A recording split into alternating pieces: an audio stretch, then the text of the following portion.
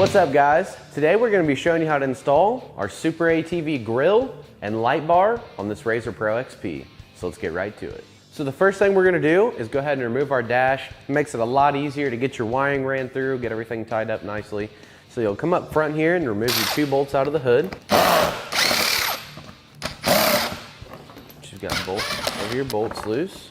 Just pick up on your hood, remove it. And then you're going to see 2 screws here, one right there, as well as one right here. I want to go ahead and remove these. And we're going to head to the inside. There's going to be a screw right here, right behind your dash cluster. You just want to go ahead and remove this one as well. And then you can grab a hold of this gray piece here. It's kind of like a trim piece for your dash. You can pick up on it and it'll just pop right off. Just like that. Set it aside, and you're gonna have a torque screw down here as well. And then there's one right here. You may have to get an extension. You can get right in here to it.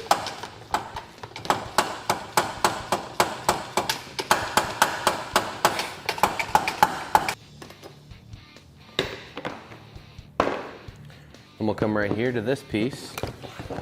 On the dash, do the same thing. I just have a non-marring popper tool here. It's really good for shoving up against these panels. That way they pop out a little bit easier without breaking them. So we have more hardware. It comes exposed whenever we do this. And we can go ahead and remove our center tray. If your machine is equipped with the ride command, you want to make sure that you pull your USB out.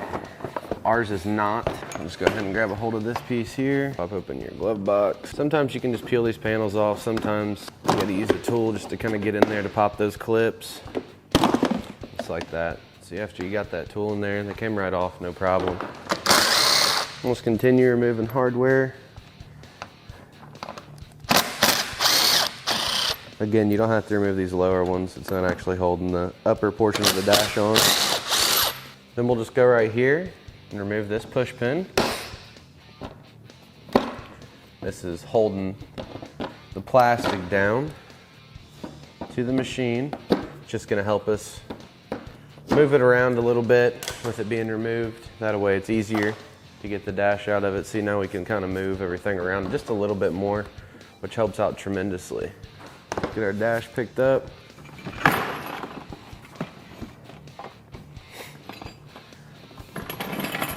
So there you go. You don't have to take all your fascia and plastic off to get this dash out. It is a little bit easier, but you can absolutely maneuver everything around it. But now it's out, and now we gained all the access to all of our wiring and everything. It's gonna make it so much nicer. So the light bar that comes with this kit, it's obviously a universal light bar. It has a hot and a ground. You know, you could put this on anything, but for this specific install on this machine here, the Pro XP, it does have a pole style bus bar in it. So it doesn't have your traditional studs of your hot and your ground. What you need to complete the install like we're doing it today is our pulse plug. You can purchase one of these off of superatv.com. Essentially you have your 12 volt hot all the time, so that's to your battery. And then the orange here will be your keyed-on power source wire, which is what we're gonna wire into our red wire. And then our brown, that's gonna be a ground. So that's what we're gonna wire into our black wire. We're just gonna go ahead and we're gonna cut the ends off of our harness here. And I like to cut them to where they're about the same length. It doesn't have to be perfect. We're gonna take the orange wire, we're gonna butt connector it with an insulated connector, and then we're gonna take our red wire, do the same thing, just slide it right in the connector. What I like to do is kind of hold them together, that way they don't wanna pull out. We know we're gonna get a good connection. Then we just crimp our connector here, both sides, just to make sure.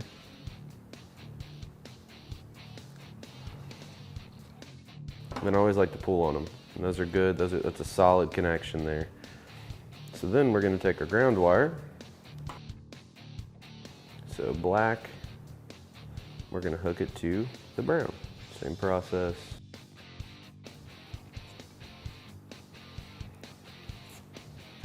So just like that. Again, pull on them. Then what we're gonna do is get a heat gun or something that we can heat these connectors up with. Make sure that they get heat shrunk down really good. And now our harness is ready to just plug right into our machine. So we have our connections made. The next thing that we're gonna do is we're gonna go ahead and get our light bar attached to our grill. Just makes it so much easier whenever you go to put everything together. I like to just lay the grill down on its face, just like this, and you just sit your light bar in there. Getting your hardware pack here. Comes with an Allen wrench, comes with everything you need to attach it. You want to use the shorter headed screws, the bigger threads, and then we'll just line our hole up, thread it on in. We'll do this for both sides. Then just take your Allen wrench and just go through and fully tighten it. I like to just make sure that my light bar is straight. Sometimes you can even angle them down a little bit. It's up to you. I kind of like mine to be straight down, or sorry, straight rather than down or up. Most important thing is just get your hardware tight.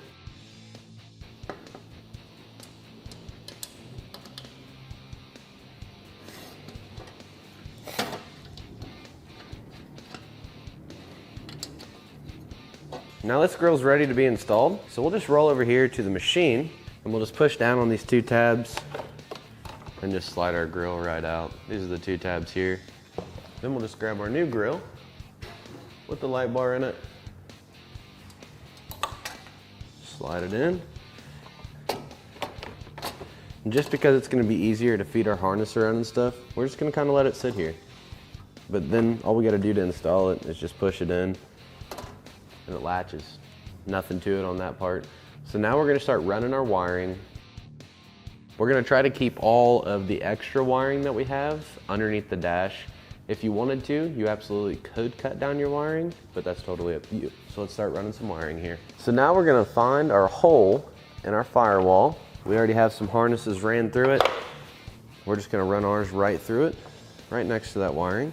We're gonna feed just a good amount through. If we have extra, whatever, we can pull it back through, tie it up really clean and nicely. So we'll just feed it through enough to where we can get to it out here on the front. And then we're just gonna start running our wiring.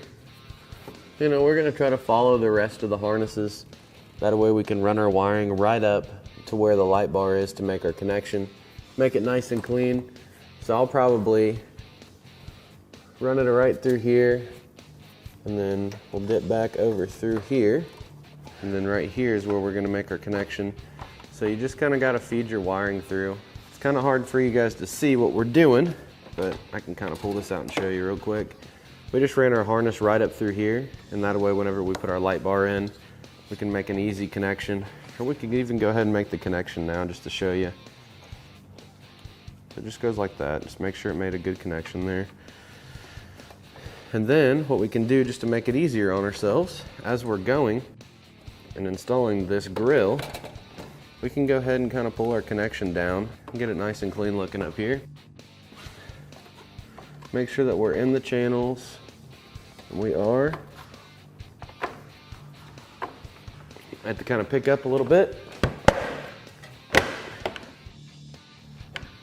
until it fully snaps into place. And then again, we'll just pull our wiring where it looks nice and clean. We might even feed the harness over to the opposite side. That way we don't see this hanging down as much. So we're just gonna get our wiring tucked up to where it looks really nice. Come back up through here.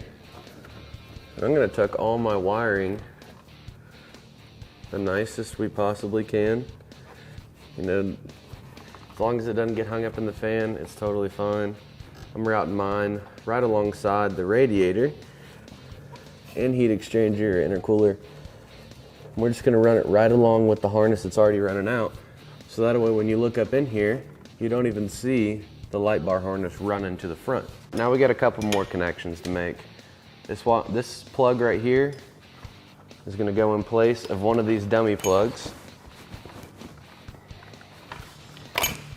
Just pull right out. We'll get our plug. I'm gonna route mine up and underneath and then plug it in. That way it just looks a little better. Like I said, the cleaner the better. And then we just gotta find somewhere to mount this right here. You know, there's no right or wrong answer to it. You know, if you wanted to take a screw and, you know, mount it right there, it's perfectly acceptable. You know, it's totally up to you. But we're gonna wait just a second before we do that because I wanna make sure we get all our wires tied up and looking really clean. So then we're gonna take this harness right here, which is what goes to the rocker switch. We're gonna feed it through. As you can see, it'll pop out over here on the other side. Once it gets over to here, you can just kind of leave it hanging for just a second. And we'll come over here to our rocker switch panel. Gonna kind of stick my hands back behind here. I'm just gonna run my harness straight out of it. This will kind of tell me how everything's gonna lay. If you'd like to, you can cut this wiring harness down.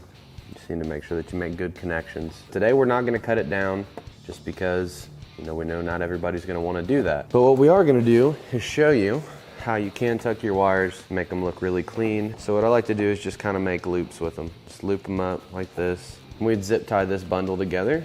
And once it's zip tied together, we can just tuck it right up underneath the dash here. So that way it's not really noticeable. You're not gonna see any wires hanging down. You can do the exact same thing if you'd like. What we are gonna do though is we are gonna grab a self-tapping screw. So we got a self-tapping screw here. Something about like this size is all you really need. And we're just gonna put it right into the firewall. Make sure that there's nothing on the opposite side that you could damage. So now our plug's facing down. So if there is any water that comes in here, it's all gonna run out the plug. So next, we're gonna grab our rocker switch. Obviously, the rocker switch plugs into this harness right here. And what we can do, now everything's wired up, we can go ahead and check it. Our switch is lighting up, and whenever we click it on, our light bar's working. So we know everything's wired in correctly. We're good to go there. So now all you need to do is just run your wires back through and then take your rocker switch and pop it right into the factory location. And there you have it. That's how super quick and easy it is to install SuperATV's grill and light bar on this RZR Pro XP. For more information on this grill or light bar or any of SuperATV's great products, feel free to give us a call at 855-743-3427 or check us out online at superatv.com. Thanks for watching, and we'll catch you next time.